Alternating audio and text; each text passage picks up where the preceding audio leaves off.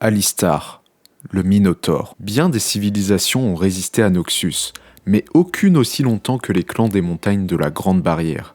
Si pendant des siècles les féroces Minotaures avaient protégé les routes commerciales terrestres qui menaient à l'ancienne ville de Zone, ils préféraient néanmoins ne pas prendre part au conflit majeur de Valoran. Le noble guerrier nommé Alistar avait le respect de tous les clans. Au sommet des montagnes, son cri pouvait faire fuir même les plus intrépides des intrus, et seuls les fous osaient l'affronter.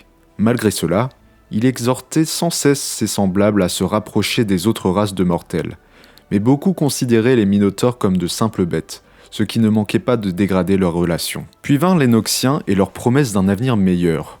Leur émissaire, la matriarche de la maison Théowen, annonça que l'Empire voulait s'emparer de Basilique, une cité côtière située à l'est, mais qu'il ne le ferait pas sans le soutien des grands clans des montagnes. Des pourparlers furent donc organisés sur un terrain neutre. De nombreux Minotaures désiraient ardemment accepter l'offre, car rejoindre Noxus leur assurait d'obtenir le pouvoir et la reconnaissance qu'ils convoitaient. Alistar, quant à lui, était sceptique.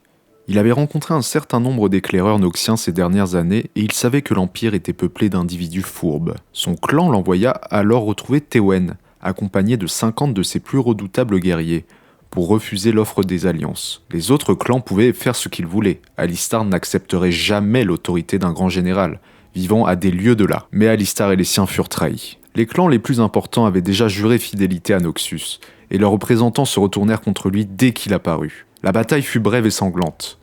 Alistar brisa le crâne de Dame Théowen à main nue, mais les survivants de son groupe et lui-même se retrouvèrent rapidement enchaînés et conduits à la lointaine capitale de Noxus, où ils furent accusés d'incitation à la rébellion. Ces malheureux Minotaures furent jetés dans les arènes de Lord Ali, où ils devaient participer à un festival sinistre, l'hécatombe. Alistar fut horrifié par les chants des spectateurs assoiffés de sang.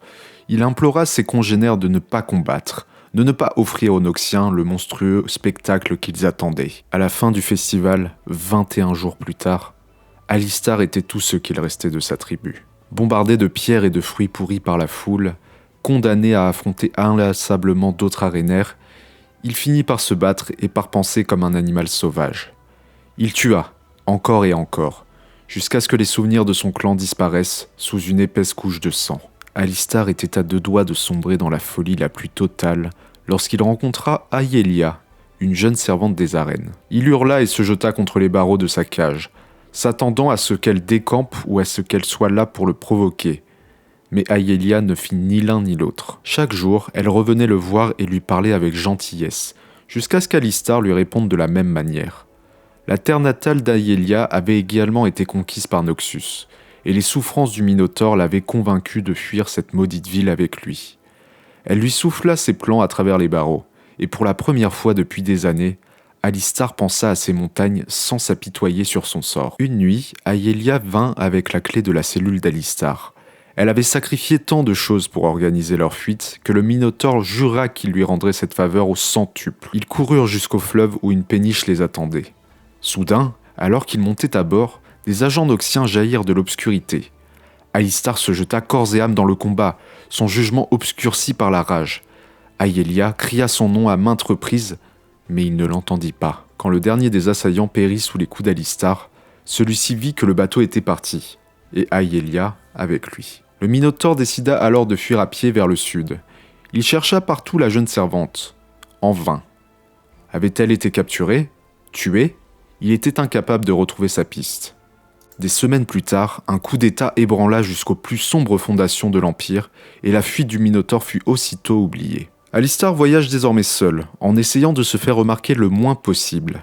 Il encourage néanmoins la résistance dans les territoires occupés par Noxus et combat pour les faibles et les opprimés. Ce n'est que lorsqu'il aura lavé la honte qui ternit son cœur, en s'acquittant de ses dettes auprès de ceux qui ont été cruels ou bons avec lui, qu'Alistar oubliera sa rage et retournera dans ses montagnes. Et dans chaque ville qu'il traverse, il demande si quelqu'un a vu Ayelia.